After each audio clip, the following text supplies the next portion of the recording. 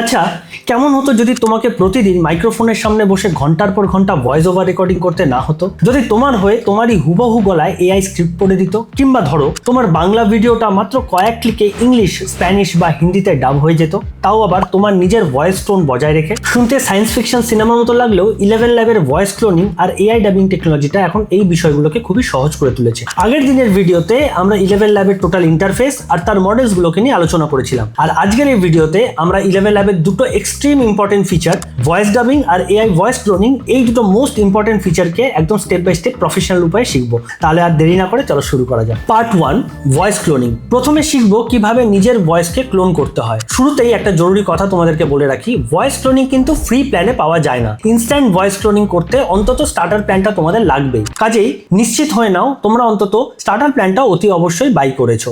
চলো স্টেপ 1 থেকে শুরু করা যাক। Step 1, voice lab.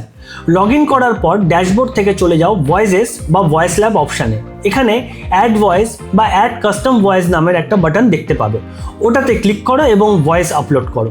Step 2, instant versus professional. এখানে দুটো অপশন আসবে, ইনস্ট্যান্ট ভয়েস ক্লোনিং আর প্রফেশনাল ভয়েস ক্লোনিং। স্টার্টার বা ক্রিয়েটার প্ল্যানে আমরা ইনস্ট্যান্ট ক্লোনিং ব্যবহার করব, যেটা করতে মাত্র কয়েক মিনিটের অডিও স্যাম্পল লাগে, আর প্রফেশনাল ক্লোনিং এর জন্য অনেক ঘন্টার হাই কোয়ালিটি অডিও লাগবে, যা মূলত স্টুডিও লেভেলের কাজের জন্য প্রযোজ্য এবং সাধারণত ক্রিয়েটার বা তার ওপরের প্ল্যানে এটা পাওয়া যায়। আমরা এখানে ইনস্ট্যান্টকে সিলেক্ট করছি। Step 3, sample upload. একটা নাম দাও, যেমন মাই ক্লোন ভয়েস। এরপর নিচে তোমার ভয়েস স্যাম্পল আপলোড করো। একটা প্রো টিপস তোমাদেরকে দিয়ে রাখি, তোমার আপলোড করা অডিও যত পরিষ্কার হবে ক্লোন ভয়েস ততটা পারফেক্ট হবে। চেষ্টা করো ব্যাকগ্রাউন্ড নয়েজ ছাড়া এডিট করা 1 থেকে 2 মিনিটের একটা ক্রিস্প অডিও ফাইল আপলোড করতে। চাইলে সোজা মাইক অন করে এখানে তোমরা রেকর্ড করতে পারো। স্টেপ 4, কনসেন্ট ও জেনারেট। নিচে একটা চেক বক্স পাবে যেখানে অনুমতি দিতে হবে যে এটা তোমারই ভয়েস এবং তুমি কোনো বেআইনি বা অনৈতিক কাজে এটা ব্যবহার করছো না। ওটা টিক করে অ্যাড ভয়েসে ক্লিক করো, বাস তোমার কাস্টম ক্লোন ভয়েস রেডি।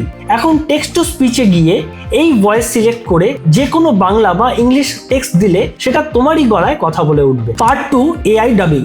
এবার আসি দ্বিতীয় ম্যাজিক্যাল ফিচারে, এআই ডাবিং। তোমার কন্টেন্টকে গ্লোবাল অডিয়েন্সের কাছে পৌঁছতে এর তুলনা নেই। চলো প্রসেসটা তাহলে দেখে নিই। Step 1, dubbing studio. Top menu থেকে ডাবিং অপশনটা ক্লিক করো আর তারপরে ক্রিয়েট নিউ ডাব বাটনটা ক্লিক করো। Step 2, project setting. প্রথমে তোমার ডাবিং প্রজেক্টের একটা নাম দাও। এরপর দুটো গুরুত্বপূর্ণ অপশন তোমরা এখানে দেখতে পাবে, সোর্স ল্যাঙ্গুয়েজ আর টার্গেটেড ল্যাঙ্গুয়েজ। সোর্স ল্যাঙ্গুয়েজে তোমার আসল ভিডিওটা যে ভাষায়, মানে আমাদের ক্ষেত্রে এখানে বেঙ্গলি, সেটাকে নিশ্চিত করো। আর না হলে পারে ডিরেক্ট ল্যাঙ্গুয়েজও এখানে তোমরা দিয়ে রাখতে পারো। আর টার্গেটেড ল্যাঙ্গুয়েজের ক্ষেত্রে তুমি তোমার ভিডিওটা কোন ভাষায় ডাব করতে চাইছো, যেমন হিন্দি, ইংলিশ বা স্প্যানিশ, সেটা সিলেক্ট করো। Step 3, source upload. এবার কম্পিউটার থেকে ভিডিও বা অডিও ফাইল সোজা ড্র্যাগ করে আপলোড করতে পারো, অথবা ইউটিউব, টিকটক বা ইনস্টাগ্রাম রিলসের কোনো ভিডিও যদি ডাব করতে হয় তাহলে তোমরা ভিডিওর ইউআরএল লিঙ্কটা এখানে পেস্ট করে দিতে পারো। Step 4, advance setting and dubbing. Advance সেটিংয়ে গিয়ে তোমরা মাল্টি স্পিকার অপশনটাকে ক্লিক করতে পারো যদি তোমাদের ভিডিওতে একাধিক মানুষের গলা থাকে, তবে এআই কিন্তু সেটা ডিটেক্ট করতে পারবে না। সব ঠিক থাকলে ক্রিয়েট বাটনটা ক্লিক করো। কয়েক সেকেন্ড বা মিনিট প্রসেসিং হওয়ার পর দেখবে তোমার ভিডিওর ব্যাকগ্রাউন্ড মিউজিক একদম ঠিকঠাক রেখে শুধু ভেতরের কথাগুলো নিখুঁতভাবে অন্য ভাষায় ডাব হয়ে গেছে, আর বক্তার গলার ইমোশনটাও একদম বজায় আছে। এখান থেকে সোজা ভিডিওটা ডাউনলোড করে নাও, বাস তোমার কাজ শেষ। তো এই ছিল বন্ধুরা 11 ল্যাবকে নিয়ে পার্ট 1 পার্ট 2তে এন্টায়ার টিউটোরিয়াল ভিডিও।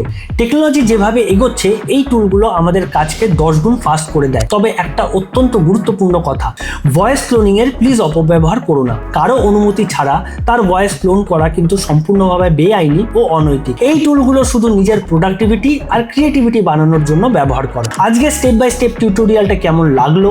তুমি কি নিজের ভয়েসকে ক্লোন করতে পারলে? কোনো সমস্যা হলে আমাদেরকে কমেন্টে জানাও। ভিডিওটা ভালো লাগলে লাইক করো আর তোমার ক্রিয়েটর বন্ধুদের সাথে শেয়ার করতে ভুলো না। দেখা হচ্ছে এআই লার্নার্স এর পরের ধামাকা ভিডিওতে। Till then keep learning AI, কারণ এআই হচ্ছে ফিউচার।